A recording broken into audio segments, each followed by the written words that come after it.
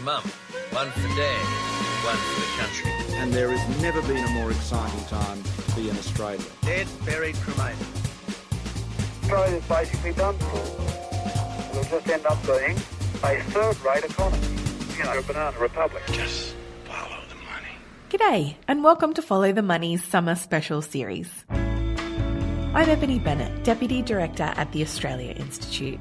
If you're taking a break this summer, but like me, you're still craving a political fix, we are here to help, giving you the best of from the Australia Institute's popular Politics in the Pub and other events from 2018.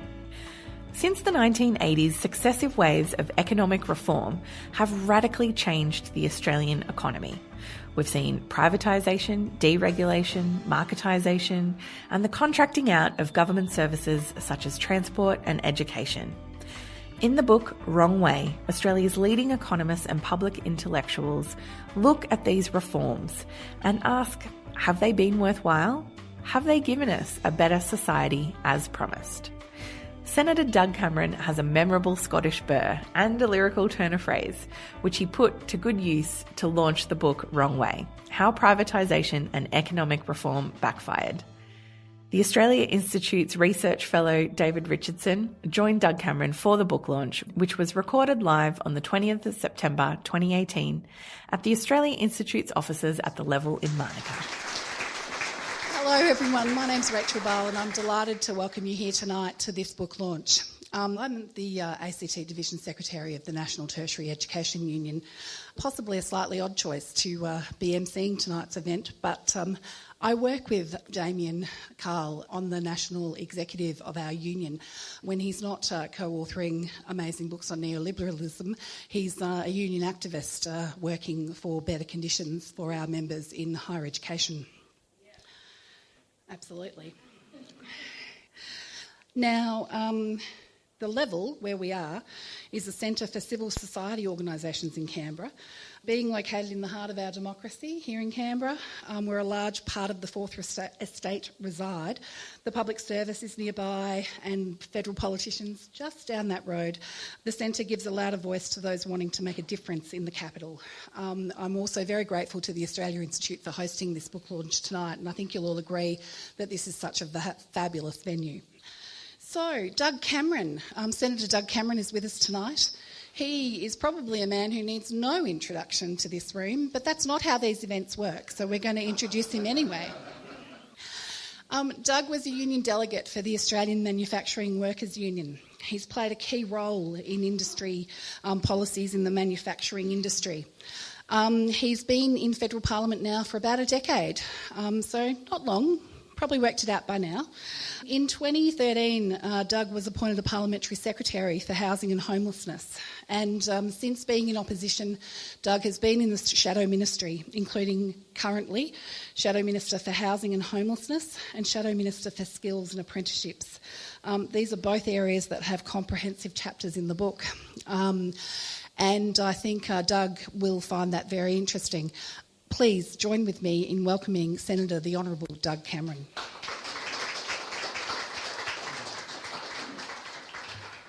Well, thanks very much for that lovely introduction. And could I firstly acknowledge the traditional owners of the land and pay my respects to their elders past and present.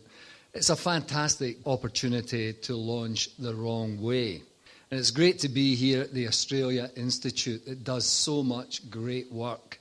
And it's got to be, amongst the most talented group of researchers we have. The Australia Institute has made such a big difference to how we consider neoliberalism and provide people like myself, if someone who left school at 15, the sort of arguments that I can run against the theoretical arguments of Hayek and the other, terrible economists that are out there, So I want to first of all congratulate Damien and Phil for editing such an impressive critique of liberalism, of neoliberalism.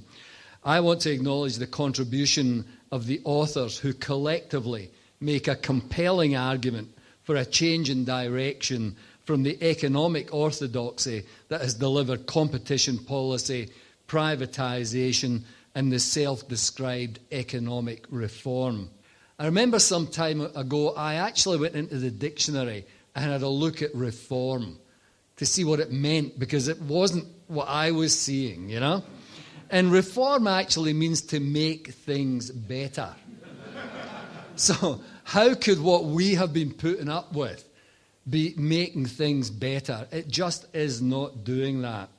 You know, unfortunately, reform under neoliberalism means increased inequality and the disempowerment of the unions and public institutions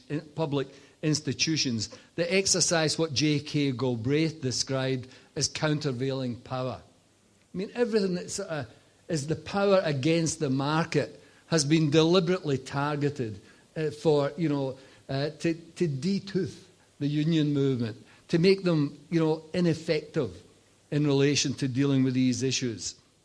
And not only have the neoliberals hijacked the word reform, they have, as demonstrated by Peter Brain, hijacked the economic modelling with the GCE model, the CGE model, that designed so that assumptions and conclusions of neoclassical theory overrides the input of economic data. Peter's chapter ends with a clarion call for the restoration of economic models in line with scientific principles, or economics as a discipline will continue to be attuned to the interests of financial capital over ordinary people. You know, I just know that this modelling, when I've been a critic of for a long time of free trade, we got all this modelling done, and it was always so good, this modelling. And the modelling said that the GDP was going to increase. And then when you go back a few years later and you actually get the statistics, it never works. It never delivers.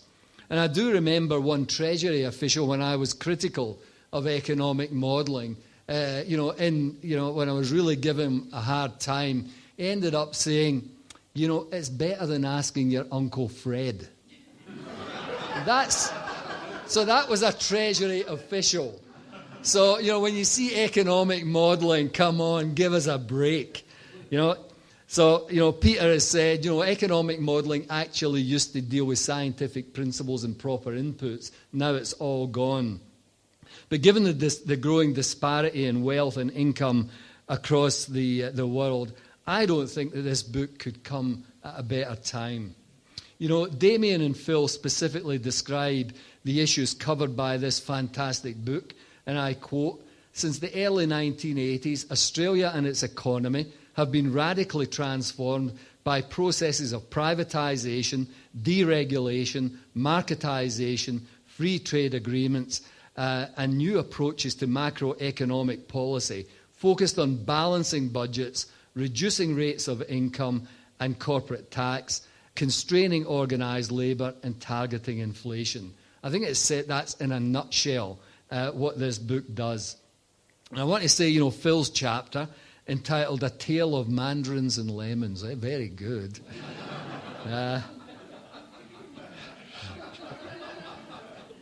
It is good.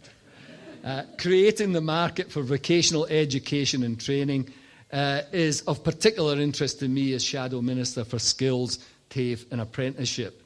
Phil's work over a long period of time has advised and influenced my thinking on the problems of a market-based approach to vocational education and training. The commercialisation of vocational education over 30 years has resulted in a terrible and costly failure. And Phil outlines this in the book. What he says is competition has degraded quality and led to a massive waste of public and private money.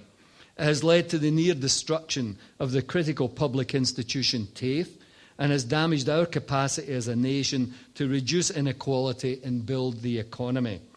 Phil demonstrates convincingly that governments have no real hope of making and implementing good policy in a system driven by the market. The neoliberals continue to see the problem as one of implementation. It's just the implementation of this that's wrong. Well, they've been implementing neoliberalism for 30 years and we still can't get it right. And governments have mismanaged the market. And you hear that all the time from those Muppets. The Muppets? that sit across from me in the Senate. I mean, when your own Prime Minister describes you as Muppets, you've not got a lot going for you, I've got to tell you. You know, Phil has made it clear that this is the wrong process. And it's the problems that are the design of how we're dealing with it through the market. The assumption that competition increases quality, Phil demonstrates as nonsense. And we've seen the creation of low-quality markets and the race to the bottom. The assumption that competition will optimise costs for consumers is plainly wrong. Under vet fee help, wealthy students pay less for courses than poor students, and non-Indigenous students less than Indigenous students. And even KPMG did a report recently that shows that, you know, the vet system that is getting declining income from government compared to the tertiary system, which is getting increasing income, only 14% of working class kids go to university in Victoria, and 60% rely on TAFE for their education. And that's the system that is getting killed by neoliberalism. So it's a clarion call, I think, in Phil's chapter for us to make sure we've got a decent vet system. And Labour has said clearly we will reinstitute TAFE as the anchor of the vocational education system in this country.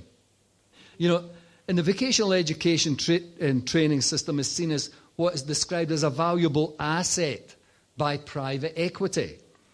And they don't want that to change. In fact, Justine, my researcher, pointed out to me something that I've used on a couple of occasions, and it's a quote from an investment advisor on the vet system. He says, this is an investment advisor, he says, education is a beautiful business when it works. Fat fees, hefty annual increases, recurring income, and high switching costs are just a few treats of high-performing education providers. Investors who have understood that sector's potential have done exceptionally well. That's our public education system getting killed by these greedy bastards. I also want to mention my good friend Jim Stanford's contribution, Fair Go No More, Neoliberalism and Australian Labour Market Policy. Jim's analysis of ABS statistics show labour compensation as a percentage of GDP falling from over 58% in the mid-1970s to just over 46% in 2017. It also shows the top income share of total income rising from approximately 4.5% in the early 80s to over 9% in 2014. So the rich are getting richer and working class people are getting poorer.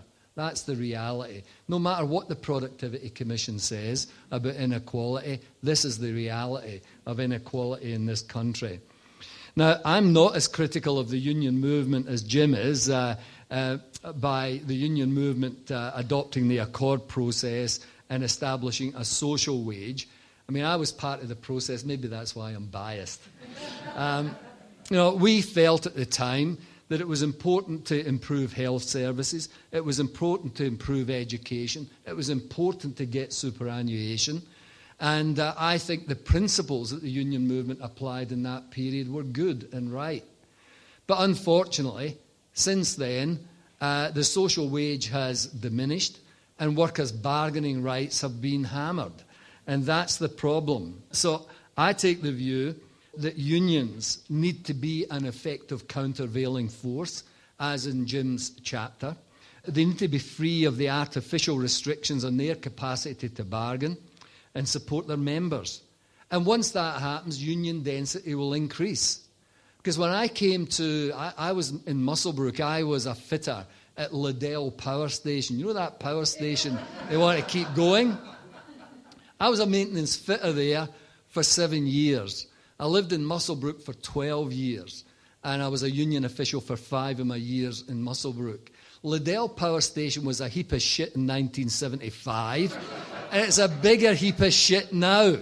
Why we would ever keep that pollution going in the Hunter Valley, why we would ever think that coal is the answer, has got me beat.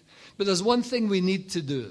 We need to make sure that good working class people that have had a good living out of the power industry and the coal industry have got an alternative. And that alternative has to be renewable power and new jobs for the future. And if we don't do that, then we will fail. We will fail.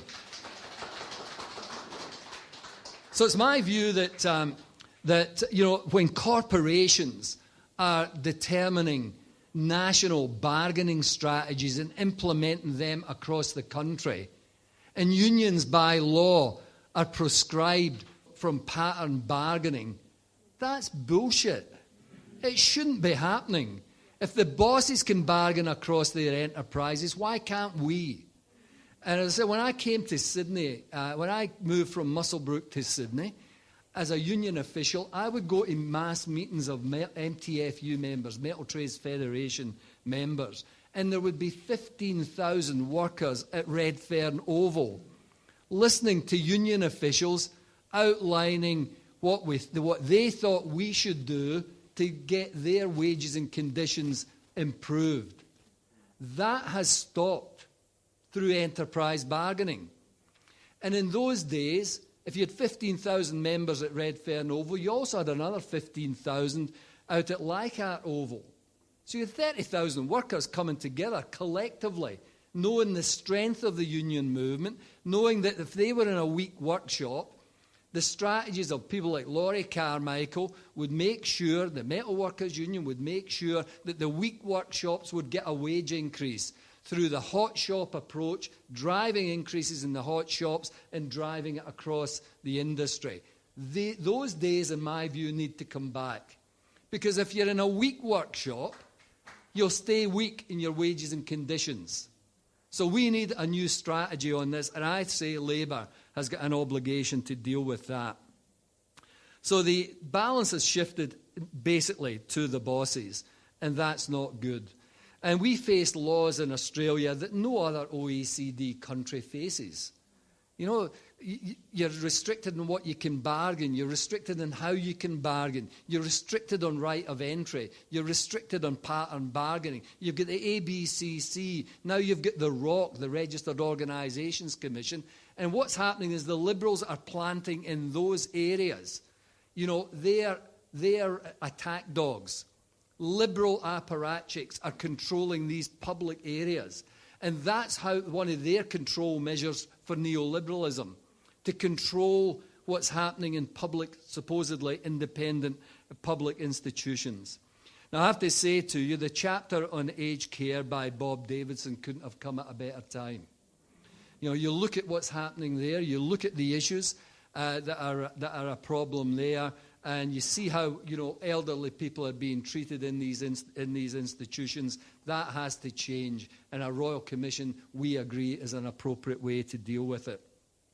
Now, there's so many talented people have contributed to this book. People have helped me over many years. Jim Stanford, John Quiggin, Peter Brain. Sometimes I find it difficult to understand Peter's analysis, but that's another thing. That's because I left school at 15. You know, Pat Ranald, who's done a great job on trade, and I might just mention trade briefly. Dave Richardson, you know, fantastic guy here, a fantastic economist, great contributor. And Frank Stillwell, you know, have been significant influences on my political thinking. I just wish that they had influenced some of my comrades' political thinking as much as they influenced mine. We'd have a better country. There's no doubt about that. So this is a fantastic book. The chapter on trade, I just have to be a bit careful what I say on trade. You know, we've had a big brawl in the Labour Party about trade, and the brawl was a brawl about policy. And since I went to Seattle in 1999, remember the battle for Seattle? I happened to be there, and I think I met Jim Stanford in Seattle, and I've always thought that trade liberalisation needs to be understood better by people in this country. And what they need to understand is once you start integrating your economy, you start to integrate your social society.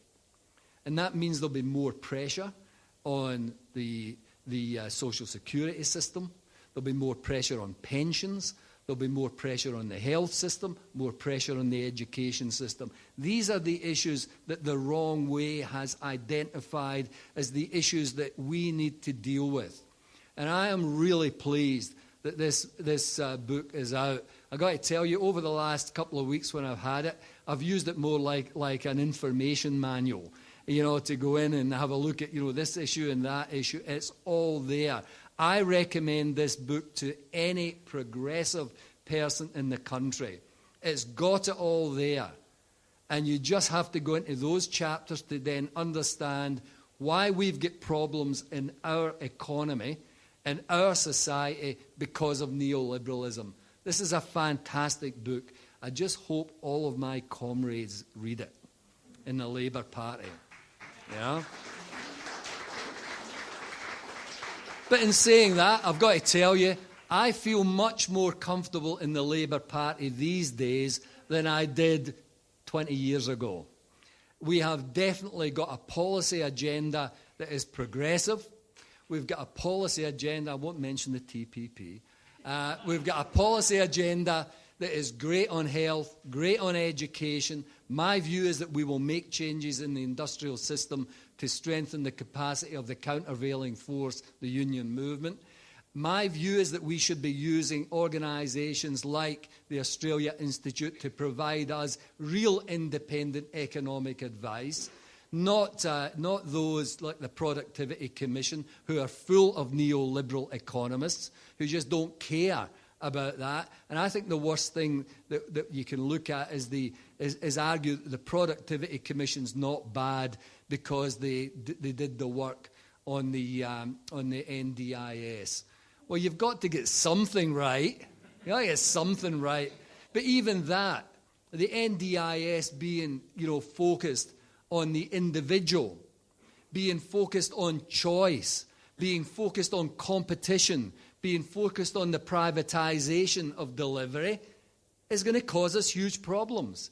So the Productivity Commission didn't even get that right, and I'm trying to convince many of my colleagues that this is a problem for the future. This is a fantastic book. It is a great resource for progressive politicians like myself. It's a fantastic opportunity to actually address the issues that are affecting working class people in this country. All of the contributors are to be congratulated for what a great job they've done. This is a must-have book. It's a book that educates progressive. It's a book that analyses the issue. And it's a book that everyone should read. Well done, comrades. It's fantastic.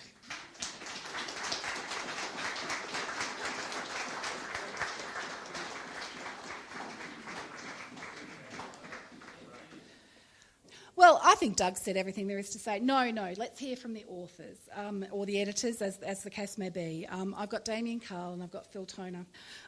Damien is an associate professor in political economy at the University of Sydney. Basically, he researches neoliberalism and neoliberalism and neoliberalism. So I think the lens that he's brought to this book is an expert one. Philip Toner is an honorary senior research fellow in the Department of Political Economy in the University of Sydney. I haven't asked them if their offices are just down the hall, but I suspect they are. Phil has done a range of research, way too long to read, and I hear that he has other things that he does as well. So I suggest talking to them after a drink as well. But I'd like to invite them to have a brief chat about the book. Thanks, Rach. I should note there are a number of connections between the Australia Institute and this book. So Jim Stanton and Liz Hill, who are both authors of chapters in the book, they're on the board of the Australia Institute. Dave Richardson, an author in the book, is part of the Australia Institute. And Richard Dennis, who provided a really nice endorsement, is also part of the Australia Institute. I'm just going to say a few words about why Phil and I decided to put this together, then I'll hand over to Phil. So there are actually plenty of books around which over the years have critiqued privatisation and economic reform. Why have we decided to do this and why have we decided to do it now? There are three reasons, really. First, from the vantage point of 3 decades of economic reform, we now know what this process looks like and we can evaluate its concrete effects. Too often, as Doug said, dogmatic attachment to economic reform has obscured a sober analysis of its costs and benefits. The passage of time The fact that it's been with us now for 3 decades means that it's no longer plausible to explain away the negative effects of economic reform as a consequence of transitional problems. This is what the supporters of economic reform say. If there are negative effects, well, it's just a transitional problem. Over time, they'll be ironed out. Well, if you've been doing the same thing, as Doug said, for 20 or 30 years, we're not in transition anymore. We've arrived at the destination. We know what it looks like, and we can have a good hard look and see if we like it and see if it's found wanting.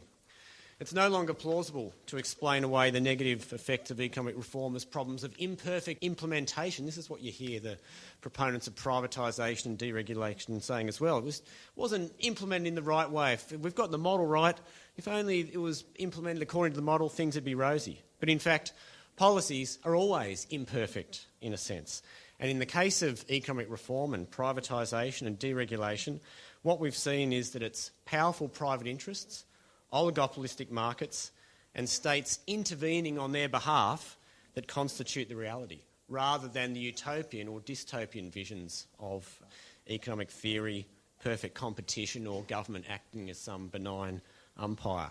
That's not the case. The second reason we wrote this book is that the institutions and the arrangements created through economic reform seems to me are now in crisis, here and indeed around the world. Since the global financial crisis hit in 2008, it's morphed into a more general economic crisis across the world.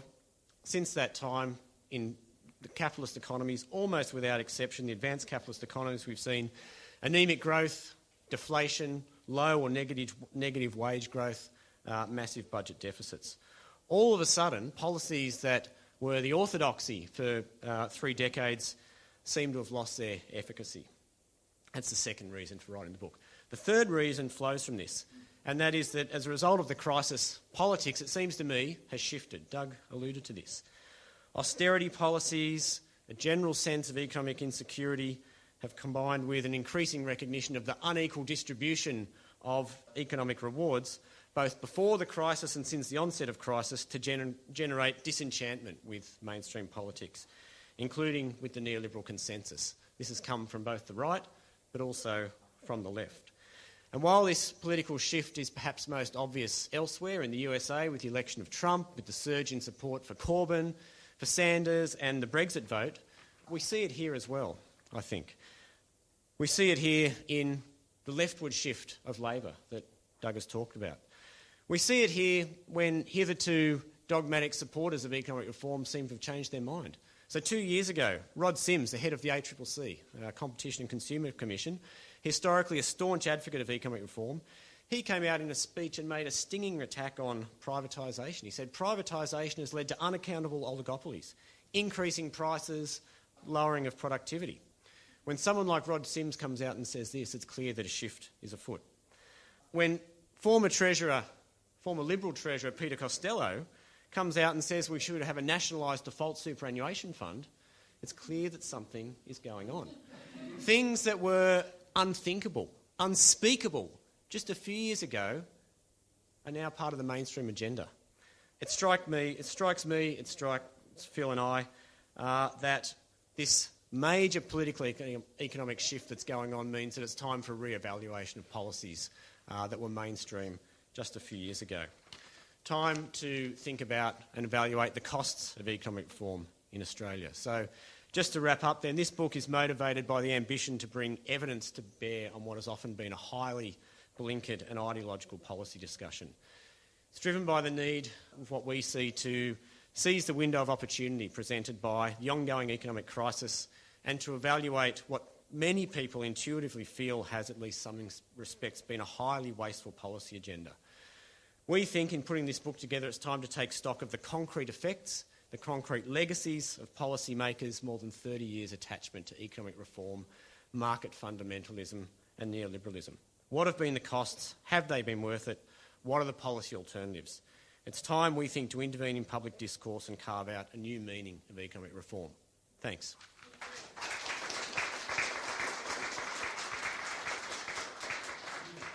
Yeah, look, I'll be really quick.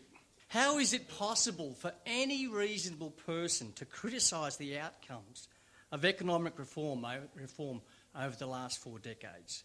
Is there not consensus within mainstream economics, politics and the financial press that the bountiful fruit of reform is 27 years of unbroken economic growth. Who could possibly question this? Loser lefty leaners, not real lifters? Carping communist cadres? People who get their fake news from The Guardian and real news from the Batuta Advocate? Over the last 4 decades, orthodoxy has fashioned an economic creation myth as powerful and all-explaining as that of the rainbow serpent and Genesis combined. Hawke and Keating delivered their people from backwardness and false belief by putting over 100 years of unique Australian institutions to the sword. They started, but certainly did not finish, the process of privatisation, contracting out remaining government services, restricting the growth of tax revenues and distributing budget surpluses as if they were company dividends through cuts to income and corporate tax rates. Those owning more shares in the national capital stock got more dividends. Deregulating capital markets, floating the dollar, enterprise bargaining, anti-union laws, replacing industry assistance with so-called free trade agreements, and ensuring senior bureaucrats are brought to heel by placing them on short-term employment contracts. In particular order, what have been the main outcomes of economic reform? 1. Increased private market power through creation of private monopolies and increased industry concentration. Think ports, airports, electricity grids, toll roads, rail freight, gas supply, retail, insurance, banking. 2. An exchange rate that does not control external imbalances but worsens them and undermines investment in non-commodity trade-exposed sectors, especially advanced manufacturing. 3. Growing resource dependence and an economy and tax receipts substantially hostage to commodity prices. 4. An industrial structure that generates many low-wage, low-productivity jobs. 5. A record of poor productivity growth. 6. Rising income and wealth inequality. 7. Related to that, huge household debt and unaffordable housing. 8. A large shift of national income from wages to capital without a commensurate rise in non-commodity investment. 9. Declining quality of public services. 10. A stuffed vocational and education training system. 11. In place of a coherent industrial policy focused on innovation, we have an economic strategy based on high population growth with damaging environmental effects and degraded urban life. One could go on. Upon retirement, Margaret Thatcher was asked what was her greatest achievement. She dryly replied, Tony Blair.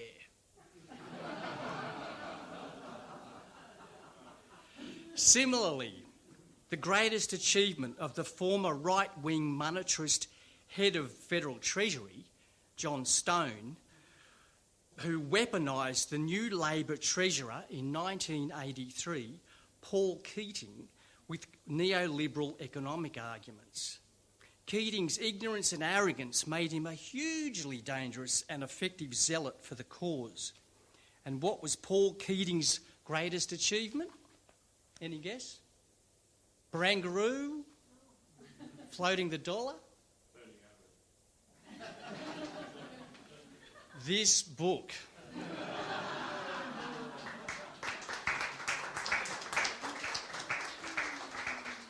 Now, we actually have one of the chapter authors here tonight. I'm not quite sure. Dave, are you going to say a couple of things?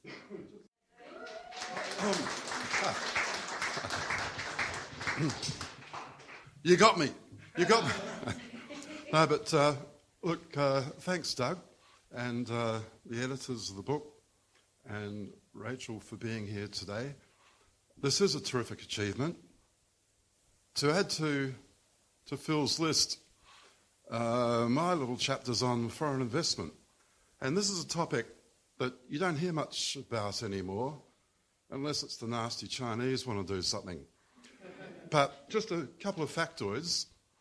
If you look up the membership of the Business Council of Australia, and we all know how influential they've been, you look up their membership, and there they all are, the Chevrons and Apple and everybody. You could almost say the BCA is a front for foreign capital. And the amounts are massive. In Australia, foreign investment at the moment, or the latest figures we had, is around $3.2 trillion worth. And, big numbers, what does that mean? That's roughly twice Australia's annual GDP. Quite an incredible figure. And they want something for that. And we were warned by the Vernon Committee in 1965.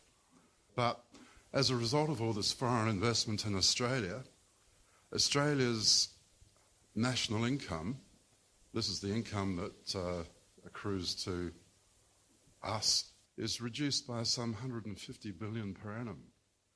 That's worth reflecting on. Now, when Abbott won government, he was able to announce that it's now open door for foreign investment. But it wasn't always like that. And he's reflecting perhaps the really crude version of neoliberalism, which basically says whatever the market does is okay. But I still have in my possession a monograph that Treasury wrote in 1972 on foreign investment. And it starts off, are the economic benefits of finance capital sufficient to outweigh the gains it reaps from Australia? It's worth reflecting on those words, the gains it reaps from Australia. I put it at roughly 150 billion. But I've had arguments with the ABS. While I was writing my chapter, I quoted a particular figure for foreign investment in the Australian stock market and a few other things.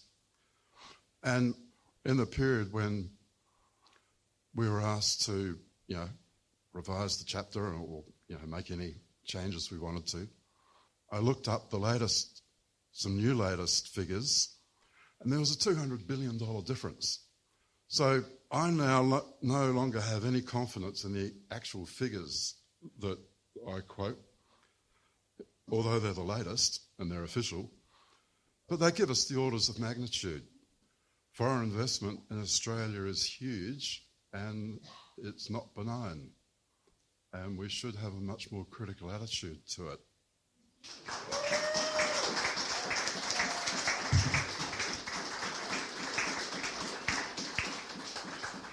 And that was Dave Richardson from the Australia Institute, where he's worked for the last decade. And I love that Dave had an argument with the ABS. That shows you the calibre of the researchers who've worked on this book.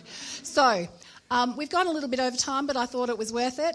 We've had some excellent speakers. I'd really like to thank Senator Cameron. I'd like to thank Damien Carl, Philip Toner and David Richardson. I'd like to thank the Australia Institute for hosting us, and particularly a personal note to Anna, who helped me, and Alison, who helped me a lot with tonight. That was great.